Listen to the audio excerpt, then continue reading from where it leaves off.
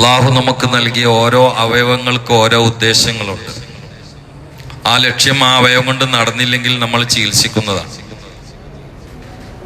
കൈ അള്ളാഹു നൽകിയത് പിടിക്കാനാണ്. പക്ഷെ കൈ നീട്ടാനും പിടിക്കാനും കഴിയുന്നില്ലെങ്കിൽ നമ്മൾ ഡോക്ടറെ കാണും. കണ്ണ് കാണാനാ, തിമിരം ബാധിച്ചാൽ സർജറി. മൂക്ക് ശ്വസിക്കാനാ, ജലദോഷം പോലുണ്ടെങ്കിൽ നമ്മൾ മരുന്ന് സേവിക്കും. കാലിന്റെ വിഷയം മറ്റ് അവയവങ്ങളുടെ കാര്യങ്ങളൊക്കെ വ്യത്യാസമില്ലാതെ തുടരുകയാണ്.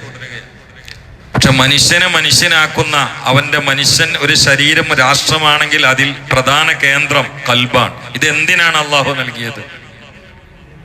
അവിടെ ആ പണി നടക്കുന്നില്ലെങ്കിൽ ഡോക്ടറെ കാണണം. കണ്ണുകൊണ്ട് പണി നടക്കുന്നില്ലെങ്കിൽ ഡോക്ടറെ കാണും നമ്മൾ. കൈകൊണ്ട് പണി നടക്കുന്നില്ലെങ്കിൽ ഡോക്ടറെ കാണും നമ്മൾ. കാലുകൊണ്ട് പണി നടക്കുന്നില്ലെങ്കിൽ ഡോക്ടറെ കാണും നമ്മൾ. മൂക്കുകൊണ്ട് ശ്വസിക്കാൻ കഴിയുന്നില്ലെങ്കിൽ ട്രീറ്റ്മെന്റ് നടത്തും നമ്മൾ.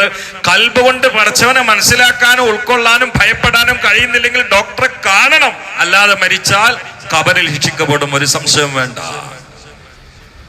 കൽബ് അള്ളാഹു നൽകിയത്, ഈ അവയവങ്ങളൊക്കെയും ആ കൽബിലേക്ക് അവനെ ആവാഹിക്കാനുള്ള വാതിലുകൾ മാത്രമാണ്. അള്ളാഹുവിനെ ആവാഹിക്കാനുള്ള വാതിലുകൾ മാത്രമാണ് കണ്ണും ചെകിടും മുഴുവനും. കാതുകൊണ്ട് കാതലായി ഭൂമിയിൽ ഒരു അടിയൻ കേൾക്കേണ്ടത് ലാ ഇലാഹ ഇല്ലല്ലാഹ്. അതുകൊണ്ടാണ് അള്ളാഹു സുബ്ഹാനഹു വ തആല പറഞ്ഞത് ഫഅലം അന്നഹു ലാ ഇലാഹ ഇല്ലല്ലാഹ്. ഖുർആനിൽ അള്ളാഹു എല്ലാ കാര്യവും പറഞ്ഞിട്ടുണ്ട്. എല്ലാ ശാസ്ത്ര ശാഖകളിലേക്കും സത്യസന്ധമായതാണെങ്കിൽ സിഗ്നലുമുണ്ട്. ആകാശത്തെക്കുറിച്ച്, ഭൂമിയെക്കുറിച്ച്, പർവ്വതത്തെക്കുറിച്ച്, നക്ഷത്രങ്ങളെക്കുറിച്ച്, ഗാലക്സികളെക്കുറിച്ച്, വൃക്ഷങ്ങളെക്കുറിച്ച്, സമുദ്രത്തെക്കുറിച്ച്, മത്സ്യങ്ങളെക്കുറിച്ച്, മനുഷ്യനെക്കുറിച്ച്, ജിന്നുകളെക്കുറിച്ച്, ഇതൊന്നും നീ കൃത്യമായി പഠിച്ചിട്ടില്ലെങ്കിലും ഖബറിൽ നീ ശിക്ഷിക്കപ്പെട്ടു കൊള്ളണമെന്നില്ല. പക്ഷേ സൃഷ്ടിച്ച റബ്ബിനെ കുറിച്ച് പഠിച്ചിട്ടില്ലെങ്കിൽ ശിക്ഷിക്കപ്പെടും, ഒരു സംശയവും വേണ്ട. ഇതൊന്നും നീ പഠിച്ചില്ല, സമുദ്രം പഠിച്ചില്ല, വാനശാസ്ത്രം പഠിച്ചില്ല, ഭൂമിശാസ്ത്രം പഠിച്ചില്ല, എന്നാലും ആഖിറത്തിൽ നരകത്ത് പോയിക്കൊള്ളണമെന്നില്ല.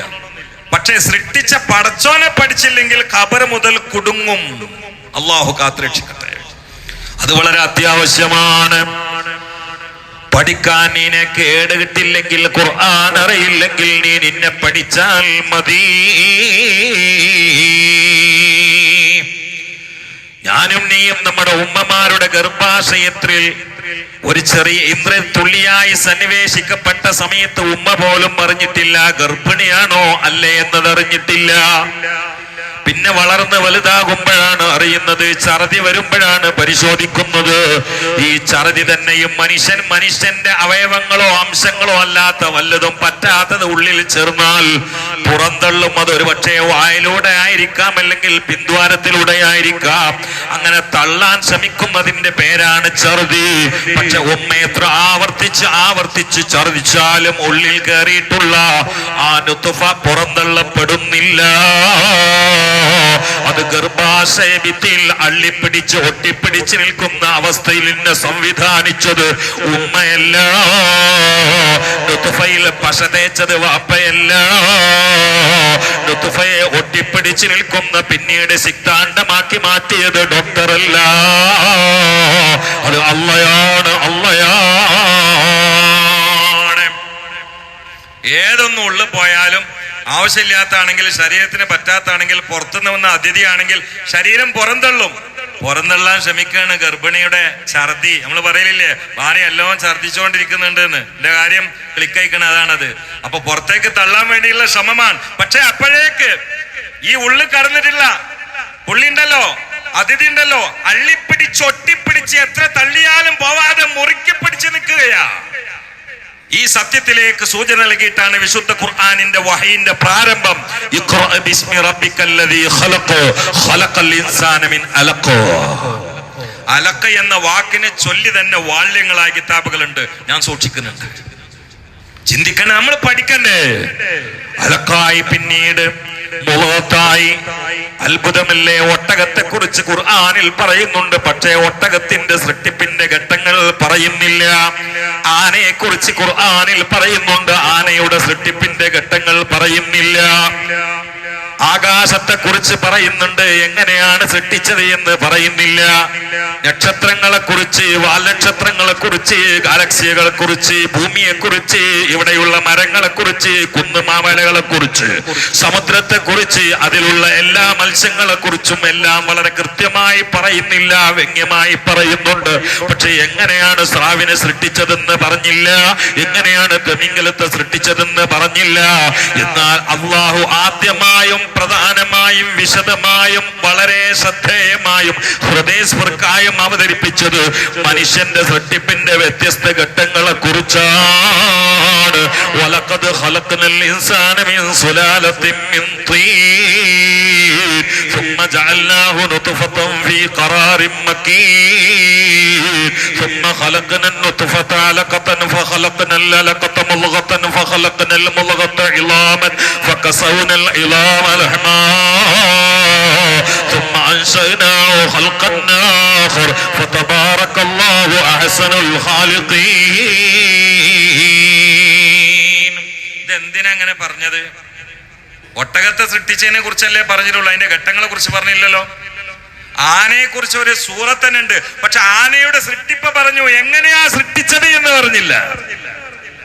മത്സ്യങ്ങളെ സൃഷ്ടിച്ച് പറഞ്ഞു, എങ്ങനെയാ സൃഷ്ടിച്ചതെന്ന് പറഞ്ഞില്ല.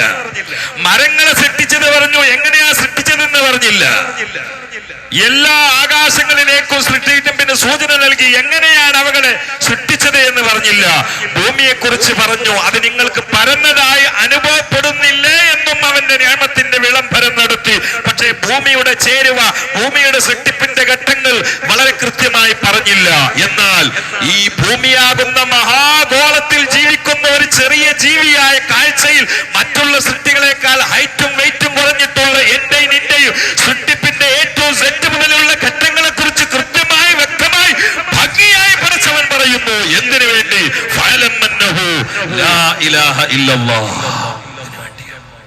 ഇനി പഠിച്ചവനെ മനസ്സിലായിട്ടില്ലെങ്കിൽ സുഖമായിട്ട് മൈസാന്റെ അടി പോയി കിടക്കാൻ പറ്റൂല. നിങ്ങളുടെ വീട്ടിലൊരു ആട്ടുംകുട്ടിയും നിങ്ങളെ മോളോ ഭാര്യയൊക്കെ ഒരേ ദിവസം പ്രസവിച്ചു എന്നൂട്ട. പ്രസവിച്ചാല് പ്രസവിക്കപ്പെട്ട മനുഷ്യക്കുട്ടി അങ്ങനെ തന്നെ കിടക്കും. ആട്ടിൻകുട്ടിയോ മുട്ട കൊണ്ട് എഴിഞ്ഞിട്ട് അതിന്റെ മാതാവിന്റെ അകിടിലെത്തിയിട്ട് പാൽ കുടിക്കാൻ തുടങ്ങിയിട്ടുണ്ട്. ഇവന് മലന്നിടുന്നിട്ട് കരയായിരിക്കും. ആരെങ്കിലും സ്തനഭാഗത്തിന്റെ അതിന്റെ പാലിന് വേണ്ടി ചുണ്ട് അടുപ്പിച്ചു കൊടുത്താൽ അവൻ ഒരു പക്ഷേ പാല് കിട്ടിയാൽ ഉമ്പിയേക്കാം. ഈ ആട്ടുംകുട്ടി അപ്പോഴേക്ക് മുട്ട കൊണ്ട് എഴിഞ്ഞു പോയിട്ട് പാൽ കുടിക്കാൻ തുടങ്ങി. 10 ദിവസം കഴിയുമ്പോഴേക്ക് ആട്ടുംകുട്ടി ഓടാനും ചാടാനും പച്ചിലകൾ തിന്നാനും ഇലകൾ തിന്നാനൊക്കെ തുടങ്ങി. അപ്പോഴും മനുഷ്യക്കുട്ടി മലർന്ന് കിടന്നിട്ട് കൊതുകിന്റെ കടിയും കൊണ്ട് കരയുകയാണ്. 2 മാസമാകുമ്പോ ആട്ടുംകുട്ടി ചാടാൻ തുടങ്ങി. അപ്പോഴും മനുഷ്യക്കുട്ടി 2.5 മാസമാകുമ്പോ കൗലാൻ തുടങ്ങാണ്. കവുന്ന് കഴിഞ്ഞാൽ ഫോട്ടോ എടുത്തിട്ട് ദുബായിക്കുള്ള വാപ്പാക്ക് വിടുക. അപ്പൊ കവുന്നിക്കണേന്നാ പറഞ്ഞു. മറ്റാളെ എവിടെ എത്തിക്കുന്നു? ആട്ടുംകുട്ടി എവിടെ എത്തിക്കണം? ഇപ്പം കവലാൻ തുടങ്ങണുള്ളൂ. 4-5 മാസം ആകുമ്പോഴേക്ക് ആട്ടുംകുട്ടി എത്തേണ്ട അടുത്തെത്തി. അപ്പോഴിപ്പം പമ്പേഴ്സ് കെട്ടിയിട്ട് ഞാന്ന് പറഞ്ഞ് നടക്കുകയാണ്. ഇതെന്താ എങ്ങനായത്? നിനക്ക് മനസ്സിലാവണം, നിന്നെ വളർത്തിയത് നിന്റെ റബ്ബാണ്. ആടിന് മനസ്സിലാവണ്ട, കാരണം ആടിന് മാരിഫത്ത് വേണ്ട, നിനക്ക് മാരിഫത്ത് വേണം.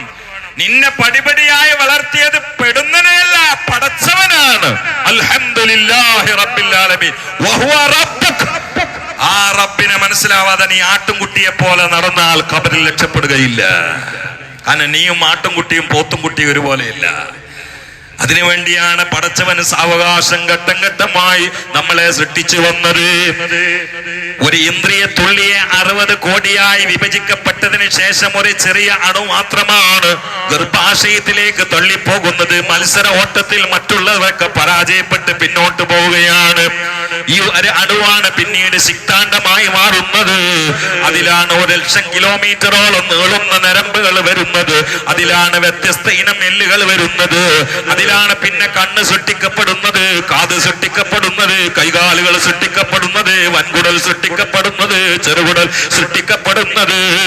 അതിലാണ് ലിവർ സൃഷ്ടിക്കപ്പെടുന്നത്, അതിലാണ് പൊന്നുമോനെ ചെസ്റ്റ് സൃഷ്ടിക്കപ്പെടുന്നത്, അതിലാണ് നിന്റെ കിഡ്നിയും സൃഷ്ടിക്കപ്പെടുന്നത്. ഇതൊക്കെ കൃത്യമായി ഗർഭാശയത്തിന്റെ ഉള്ളിൽ വെച്ചുകൊണ്ട് സൃഷ്ടിക്കപ്പെടുന്ന സമയത്ത് ഉമ്മാക്ക് അറിയുന്നില്ല. ഇതുവരെ ഒരു ഉമ്മയും ഇന്നാണ് എന്റെ മോന്റെ കണ്ണ് സൃഷ്ടിക്കപ്പെട്ടത് എന്ന് പറഞ്ഞിട്ടില്ല. ഇന്ന് വരെ ഒരു ഉമ്മയും എന്റെ ഗർഭാശയത്തിൽ വെച്ചുകൊണ്ട് ഇന്നാണ് പടച്ചോൻ മോക്ക് സൃഷ്ടിച്ചത് എന്ന് പറഞ്ഞിട്ടില്ല. ഇന്ന് വരെ ഒരു ഉമ്മയും കാല് സൃഷ്ടിച്ച ഡേറ്റിനെ കുറിച്ച് മിണ്ടിയിട്ടില്ല, കൈ സൃഷ്ടിക്കപ്പെട്ടതിനെ കുറിച്ച് പറഞ്ഞിട്ടില്ല, അറിഞ്ഞിട്ടില്ല. കാരണം നിന്റെ ഉമ്മാക്ക് നിന്റെ സൃഷ്ടിപ്പിൽ പങ്കില്ല. അതുകൊണ്ട് നിന്റെ കളർ എങ്ങനെയാണ്, ഹൈറ്റ് എങ്ങനെയാണ്, വെയിറ്റ് എങ്ങനെയാണ്, ഭംഗി എങ്ങനെയാണ്, അവയവങ്ങൾ എങ്ങനെയാണ് എന്നത് ഉമ്മാക്ക് അറിയില്ല. റബ്ബ് ഉമ്മായോട് മുശാവറ നടത്തിയിട്ടില്ല. അവനാണ് റബ്ബ്, അവനാണ് ഖാലിഖ്. ഏതെങ്കിലും ഉമ്മാരെ പറഞ്ഞിട്ടുണ്ടോ? ഉമ്മാരോട് പടച്ചോൻ ചോദിച്ചിട്ടുണ്ടോ മൂക്ക് ഏത് മോഡലാ വേണ്ടത്? കൊറിയന്റെ മൂക്കാ വേണ്ടത്, ചൈനന്റെതാ വേണ്ടത്, അതോ ജപ്പാന്റെ വേണ്ടത്? എന്നാണ് ഇപ്പൊ കാല് സൃഷ്ടിക്കപ്പെടാൻ പോകുന്ന ഡേറ്റ്. കൊറിയന്റെ കാല് ഇറക്കിയാലോ എന്ന് ചോദിച്ചിട്ടുണ്ടോ അമ്മാനോട്? ഏതെങ്കിലും ഒരു കുട്ടി പുറത്തേക്ക് വന്നിട്ട് കോങ്കണ്ണനായാൽ അല്ലെങ്കിൽ അന്ധനായാൽ ഇതുവരെ ഉമ്മാൻ ആരെങ്കിലും പരിഹസിച്ചിട്ടുണ്ടോ? ഇല്ല. കാരണം ഉമ്മാക്കതിൽ റോളില്ല. ഈ റബ്ബിനെ അറിയാതെ മരിച്ചിട്ട് മൂക്കിൽ പഞ്ഞും വെച്ച് പോയ ഖബറിൽ വിടൂല, ഒരിക്കലും വിടൂല. ഈ പവറും പത്രാസും കളിയൊക്കെയാണ് പോകും. മൺ റബ്ബുക്കാന്നാണ് ചോദിച്ചു വായന മോന്ത അങ്ങോട്ട് കായോ തന്നെ. ചോദ്യം അതാണ് അവിടെ വരാൻ പോണത്. മൺ റബ്ബുക്കാന്ന ഒന്നാമത്തെ ചോദ്യം, അല്ലാതെ അതിൽ എത്ര ദിവസം ഉണ്ടാകുക എന്നുള്ളതല്ല. അവിടെ പഠിക്കാം, ഒക്കെ ഭൂമിയിൽ ആവശ്യമുള്ള കാര്യങ്ങളാണ്. ഖബറിൽ പോയ ചോദ്യം നിഫാസിന്റെ ഡേറ്റ് അല്ല. ഖബറിൽ പോയ ചോദ്യം ഹൈലുകുളി എങ്ങനെയാണെന്നല്ല. അതൊക്കെ പഠിക്കാം, അതൊക്കെ ഫിഖാണ്. പക്ഷെ റബ്ബിനെ കുറിച്ച് പഠിക്കാതെ പോയാ വളരെ കൃത്യമായി ശക്തമായി പിടികൂടപ്പെടും, അതികഠോരമായി ശിക്ഷിക്കപ്പെടും. അല്ലാഹു കാത്തുരക്ഷിക്കട്ടെ. അതുകൊണ്ട് പഠിക്കണേ. ഫഅലം അന്നഹു ലാ ഇലാഹ ഇല്ലല്ലാഹ്. ഉമ്മായേക്കാൾ വാപ്പയേക്കാൾ നമ്മൾ വരുന്നതിലും നമ്മൾ വളരുന്നതിലും നമുക്ക് ശ്വാസം നൽകുന്നതിലും നമുക്ക് ശ്വാസം നൽകുന്നത് ഉമ്മയല്ല. നമ്മുടെ കിഡ്നിയിൽ രക്തശുദ്ധീകരണം നടത്തുന്നത് ഉമ്മയല്ല. അതെങ്ങാനും ശുദ്ധീകരണം ഒഴിവായാൽ പിന്നീട് നാം ഡയാലിസ് ചെയ്യുകയാണ്. എത്ര മണിക്കൂറാണ് കടന്നു കൊടുക്കുന്നത്, എത്ര പൈസയാണ് കൊടുക്കുന്നത്. എന്നാൽ അതേ ശുദ്ധീകരണം അതിനേക്കാൾ ഭംഗിയായി ഉള്ളിൽ നടക്കുന്നുണ്ട്. ഐസിയിൽ കയറണ്ട, മണിക്കൂറുകൾ കിടക്കണ്ട, ബില്ല് കെട്ടണ്ട. അതിനൊക്കെ റബ്ബ് പറഞ്ഞത് 5 തവണ നിർബന്ധമായൊന്ന് കുമ്പിടാനും സുജൂദ് ചെയ്യാനുമാണ്. എന്നിട്ടും ഹയ്യാല സ്വലാ എന്ന് കേൾക്കുമ്പോൾ തിരിഞ്ഞു നടക്കുന്നവനെ, ഞാനും നീയും പട്ടിയേക്കാൾ നീചനാണ്. അല്ലാഹു കാത്തുരക്ഷിക്കട്ടെ. റബ്ബിന്റെ മുമ്പിൽ കുമ്പിടാൻ പറഞ്ഞ സമയത്ത് കുമ്പിടാതെ നീർന്ന് ചെസ്റ്റും വിടത്തിലുള്ള നടത്തണ്ടല്ലോ. ഇതിന്റെ ഉള്ളിക്ക് പുഴുക്കൾ കയറിയിട്ട് കൊത്തുമ്പോഴേ അറിയുള്ളൂ. അല്ലാഹു കാത്തുരക്ഷിക്കട്ടെ. അല്ല ആകെ പറഞ്ഞ 5 തവണയാണ്. 24 മണിക്കൂറിനിടയിൽ പടച്ചോൻ ആകെ പറഞ്ഞ ഒരു 17 റക്അത്താണ്. മണിക്കൂർ 24ആണ്. ചോദിച്ചത് 17 റക്അത്താണ്. 17 മിനിറ്റേ വരുള്ളൂ. അതിന് സമയമില്ല എന്ന് പറഞ്ഞാൽ അത് നിന്റെ കല്യാണ തിരക്കിന്റെയും കുടിരിക്കലിന്റെയും ഗൾഫുകളുടെ യാത്രയുടെയും രോഗത്തിന്റെയും ഈ ക്യാൻസറിന്റെ കരാള ഹസ്തങ്ങളിൽ കിടന്ന് ഇഞ്ചിഞ്ചായി വേദനിച്ച് കഠിനമായി പ്രയാസപ്പെടുന്നത് കൊണ്ടാണെങ്കിലും ഖബറിൽ പോയാൽ നിസ്കരിച്ചില്ല എന്നാണെങ്കിൽ പടച്ചവൻ അവിടെ വെച്ചുകൊണ്ട് കത്തിക്കുമെന്ന കാര്യത്തിൽ സംശയമില്ല. അല്ലാഹു കാത്തുരക്ഷിക്കട്ടെ. അല്ലാഹു കാത്തുരക്ഷിക്കട്ടെ. അതുകൊണ്ട് അള്ളാഹുവിനെ അറിഞ്ഞ് വണങ്ങി വഴങ്ങി കീഴ്പ്പെട്ട് ഭയപ്പെട്ട് ജീവിക്കാൻ അള്ളാഹു നമുക്ക് ബോധവും ഭാഗ്യവും യോഗവും പ്രദാനം ചെയ്യട്ടെ. പറഞ്ഞതും കേട്ടതും അള്ളാഹു കബൂലാക്കട്ടെ. അള്ളാഹു വീഴ്ചകൾ പൊറുക്കട്ടെ. ഒരുപാട് ആഴ്ചകളായി കലിമയെ കുറിച്ചുള്ള വിശദീകരണമാണ്. സുബീക്കുള്ള ക്ലാസ്സിലും അള്ളാഹുവിനെ കുറിച്ച് തന്നെയാണ് പറയാറ്. ഇതൊക്കെ ഏതെങ്കിലുമൊക്കെ പറയുന്നവന്റെ ഉള്ളിലും കേൾക്കുന്നവന്റെ ഉള്ളിലും കയറിയിട്ട് കഫം തൂണി കയറിയിട്ട് ഖബറിൽ പോയി കിടന്ന അതിന്റെ സുഖം അവിടുന്ന് അറിയും. അള്ളാഹു നമുക്കതിനെ തൗഫീക്ക് ചെയ്യട്ടെ.